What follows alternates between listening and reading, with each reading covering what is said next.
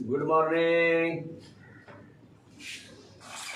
हम लोग set theory 11th class के लिए सेट थ्योरी के बारे में पिछला क्लास में पढ़ा था हम लोगों ने कि सेट थ्योरी। तो सेट क्या है? सेट थ्योरी में हमने पढ़ा था सेट क्या, what is set, how to explain a set और रिप्रेजेंटेशन ऑफ सेट, सेट को रिप्रेजेंट कैसे किया जाए, denotion of set and set को डिनोट कैसे किया जाए, ये पिछले क्लास में हम लोगों ने सीखा था।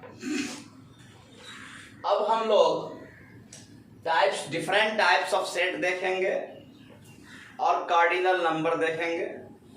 तो डिफरेंट टाइप्स ऑफ सेट में हम पहला सेट देख रहे हैं फाइनाइट सेट, दूसरा नंबर में इनफाइनाइट सेट, और फिर देखेंगे कार्डिनल नंबर, फिर अदर टाइप्स भी हम देखेंगे इस क्लास में।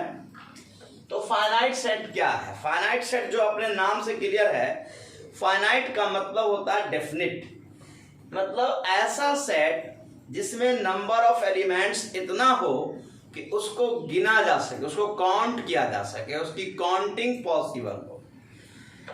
ए set having finite number of elements, a set having finite number of elements is called finite set, or a set having definite number of elements is called a set having definite number of elements is called finite set. Example, जैसे set A, इसमें 3 elements दिखलाया गया 1 2 3, तो यहाँ पर number of elements 3 है जो जिसकी काउंटिंग पॉसिबल है। तो ऐसे सेट को हम लोग फाइनाइट सेट कहते हैं। अब मान लो कि सेट बी में, सेट बी कोई एग्जांपल हम लेते हैं, सेट बी में सपोज करते हैं 5 एलिमेंट्स है। Set B is equal to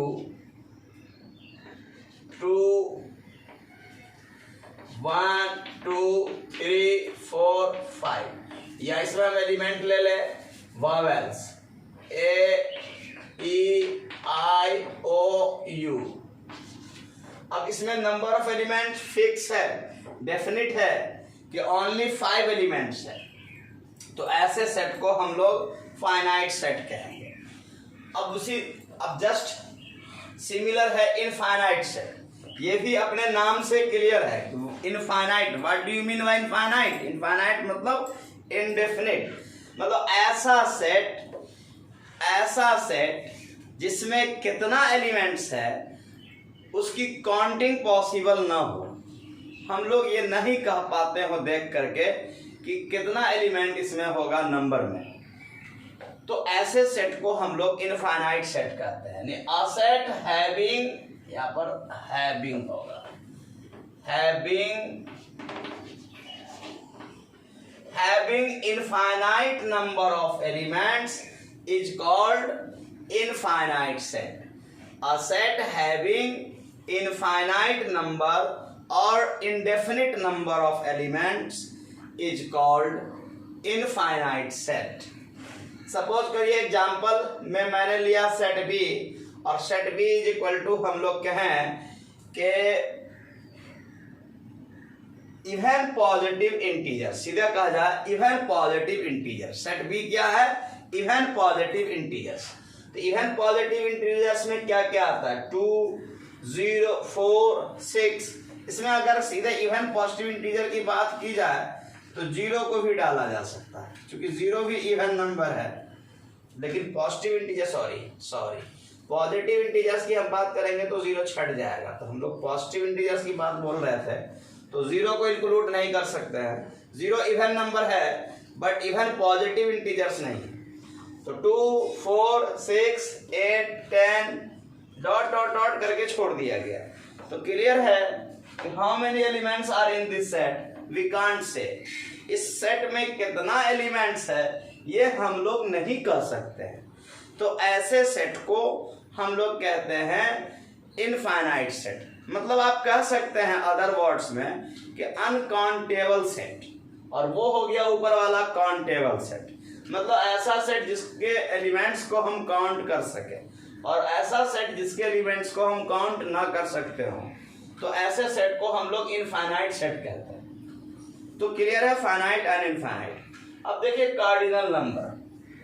cardinal number of finite set, किसी फाइनाइट सेट का ही कार्डिनल नंबर हो सकता है। तो the number of elements in a finite set ए, किसी फाइनाइट सेट ए में, किसी भी फाइनाइट सेट ए में ए के स्थान पर, ए के प्लेस पर बी सी डी का भी इस्तेमाल हम लोग कर सकते हैं। तो किसी फाइनाइट सेट ए में नंबर ऑफ एलिमेंट्स जितना होता है उसको हम लोग कार्डिनल नंबर कहते हैं उस सेट का। The number of elements in a finite set A is called the cardinal number of set A and it is denoted by NA, and it is denoted by NA, यानी N लिख करके bracket में A लिखेंगे, यानी इसको हम लोग number of elements in set A भी पढ़ते हैं, number of elements in set A भी पढ़ते हैं, और इसको हम लोग कार्डिनल नंबर कहते हैं। सपोज करते हैं एग्जांपल हम लेते हैं, एक सेट A मैंने शो किया यहाँ, इसमें 4 एलिमेंट्स मैंने दिखलाया 1 3 5 7 और पॉजिटिव इंटीजर्स है, लेकिन फिक्स है, ये 4 ही एलिमेंट है इसमें। तो इसलिए number of elements in set A और cardinal number of set A 4 कहलाएगा। तो कार्डिनल नंबर भी क्लियर आप लोगों को। अब हम many other types of set देखते हैं, एक बार मारवाइए। अब हम लोग टाइप्स ऑफ सेट में अभी देख रहे हैं इक्विवेलेंट सेट, इक्वल सेट, और फिर इसके बाद आगे भी देखेंगे हम, बहुत सारा टाइप्स है सेट का। तो इक्विवेलेंट सेट क्या है? तो इसका डेफिनेशन है, 2 sets A and B are said to be equivalent sets if they have same cardinal number। 2 set A and B को इक्विवेलेंट सेट कहा जाता है अगर दोनों के पास सेम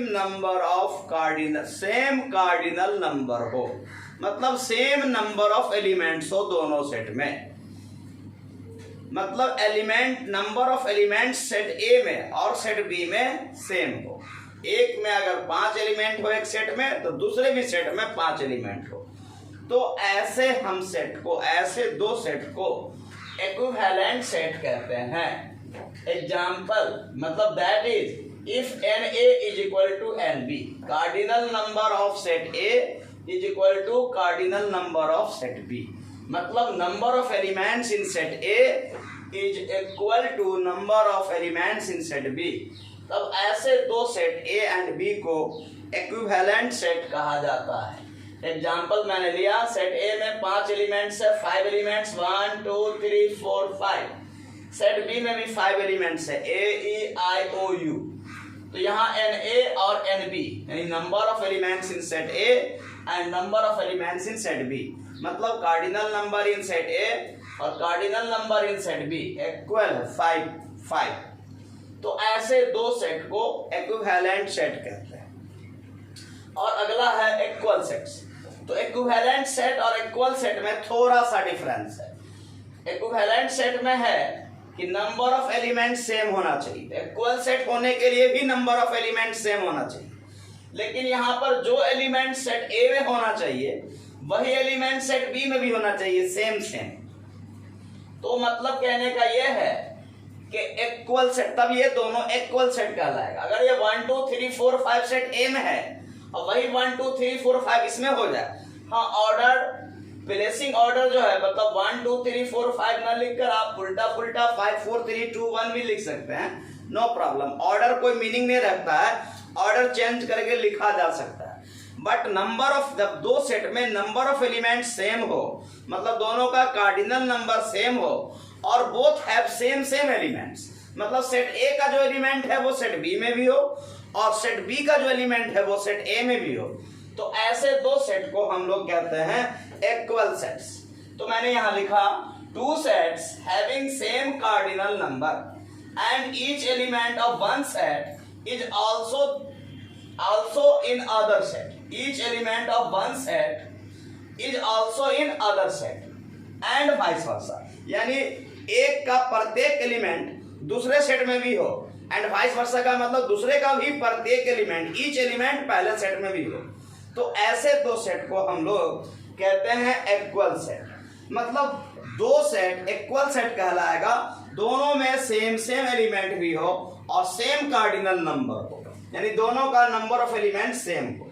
एग्जांपल में मैंने लिया, पहला सेट में 1 2 3 दिखलाया और दूसरे सेट में मैंने दिखलाया 3 1 2, तो ये ऑर्डर बदल कर लिख दिया गया, उससे कोई फर्क नहीं पड़ता है। 1 2 3 जो है वही समझिए 1 2 3 है। तो दोनों का कार्डिनल नंबर सेम है, दोनों में 3 एलिमेंट है और दोनों में सेम एलिमेंट है। तो ऐसे दो सेट को हम लोग इक्वल सेट कहते हैं। इक्वल सेट को हम लोग एक जगह और डिफाइन करेंगे जब हम लोग सबसेट पढ़ लेंगे कि व्हाट इज सबसेट। तो हम लोग कुछ देर के बाद पढ़ेंगे सबसेट क्या है। अब देखिए अगला type, singleton set. Singleton set नाम से क्लियर है, जो सिंगल हो, यानी ऐसा सेट जिसमें ओनली वन एलिमेंट हो, ऐसे सेट को सिंगलटन सेट कहते हैं। A set having one element, only यहां लगा देते हैं। A set having only one element is called singleton set. Example, जैसे set A is equal to, इसमें मैंने दिखलाया वन एलिमेंट जो 5 के रूप में है, 5 है। दूसरा सेट आपको बी लिया मैंने, इसमें मैंने एलिमेंट दिखलाया सेट बिल्डर फॉर्म में कि मान लो सेट बी का एलिमेंट है x, such that x is a prime minister of India in present. अब जैसे प्रेजेंट में हम करें, जब भी हम प्रेजेंट की बात करें कि प्रेजेंट में प्राइम मिनिस्टर ऑफ इंडिया, तो प्रेजेंट में प्राइम मिनिस्टर तो एक ही हो सकता है, एक से ज्यादा तो नहीं हो सकता। तो या प्रेजेंट प्रेसिडेंट ऑफ इंडिया भी कह सकते हैं, प्रेजेंट प्रेसिडेंट ऑफ इंडिया।